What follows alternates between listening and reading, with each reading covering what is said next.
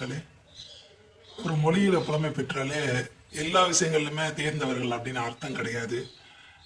உங்கள் ஒருத்தர் சொல்லியிருக்காரு, பிக் பாங் தியரி எல்லாம் என்ன பெரிய இது அப்படின்ற மாதிரி சொல்லியிருக்காரு. அதை மட்டம் தட்டி அன்றே வந்து சொல்லிட்டாங்க தமிழ்ல அப்படின்னு ஒன்று சொல்லியிருக்காரு. புறப்பொருள் வெண்பாவங்க அதுக்கு பேரு. அது ஒரு இலக்கண நூலாம். அதுல ஒரு பாடல் இருக்கு.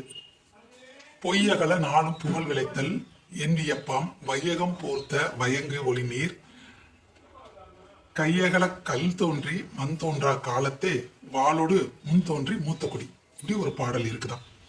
பொய்யகல நாளும் புகழ் விளைத்தல் என்வியப்பாம் வையகம் போர்த்த வயங்கு ஒளிநீர் கையகல கல் தோன்றி மண் தோன்றா காலத்தே வாளோட முன் தோன்றி மூத்த குடி அப்படின்னு இருக்கு அந்த பாடல்.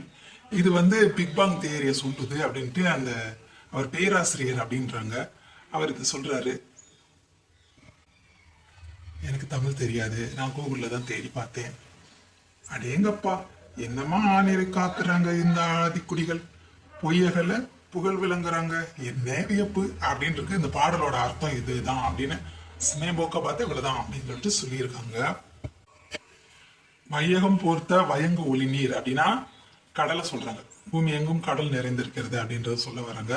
கையகல கல் தோன்றி மண் தோன்ற காலத்தினா மழை தோன்றி விட்டது, ஆனால் வயல் தோன்றவில்லை அப்படின்றாங்க. வேட்டுவ குடிதான் மூத்த குடி அப்படின்றத அவங்க சொல்ல வராங்க. அவங்க ஆணிரைகளை பாதுகாத்து வர்றாங்கல்ல, அந்த வேட்டுவ குடிதான் முன்னாடி தோன்றிய குடி அப்படின்னு சொல்றாங்களே தவிர இதுல பிக் பாங் தியரிக்கெல்லாம் வேலை இல்லைங்க. ஊட்டுறாங்க. நல்ல தமிழ்ல பண்டிதம் ஆயிட்டா என்ன பேசினாலும் மக்கள் எடுத்துப்பாங்க அப்படின்ற அந்த நிலையில இருக்காங்க. ஐயம் போர்த்த வயங்கு ஒலி நீர் முடிஞ்சு போச்சு. பிக் பேங் தியரி என்டையர் கம்ப்ளீட்டா. மிகச்சிறந்த ஆச்சரியப்படத்தக்க அறிவாளியாக இருக்காருன்னு ஐன்ஸ்டீன் இறப்புக்கு பின்னாடி அவர் மூளையை எடுத்து ஆராய்ச்சி பண்ணி பார்த்தாங்களாங்க. உண்மையிலே அது கொஞ்சம் வித்தியாசமாக இருந்துச்சான். பென்சில்வேனியா பல்கலைக்கழகத்தில் வச்சு ஆராய்ச்சி பண்ணிவிட்டு அந்த ஆராய்ச்சி பண்ண ப்ரொஃபஸர் தனக்கு 2-3 துண்டு எடுத்துக்கிட்டு மிச்சத்தை வேறு யாராருக்கு பிரித்து கொடுத்தாருன்றாங்க. இவரும் ரொம்ப ரொம்ப அறிவார்த்தமாக பேசிகிட்ருக்காரு. இவர் மூளை எப்படி இருக்குமோ அப்படின்னு எனக்கு ஒரு கற்பனை தோணிருச்சு. இதே மேடையில் மன்னனும் உட்காந்துருக்காருன்னு அவரே வாயால் சொல்லும்போது எனக்கு புரிஞ்சிச்சு இது ஒரு வகையான கூட்டம் அப்படின்ட்டு. இந்த மாதிரி கூட்டத்துக்கு பின்னாடி போனோம்னா நமக்கு உண்மையான விஷயங்கள் கிடைக்காது, திருத்தல் செய்யப்பட்ட விஷயங்கள் தான் கிடைக்கும். முடிஞ்ச வரைக்கும் நம்மளாக கொஞ்சம் தேடிக்கலாம். இவங்க பேசுகிறத கேட்டு நம்மளாக தேடணும். வெப்பத்தினாலும் சுழற்சியினாலும் அந்த நீர் சூழ்ந்திருந்த நீர் என்பது கையகல கொஞ்சம் விலகினுச்சு. அப்போ மலை முகடு என்கின்ற குறிஞ்சி நிலம் தோன்றிற்று. என் அப்பன் முருகப்பெருமான் தோற்றம் தந்தார்.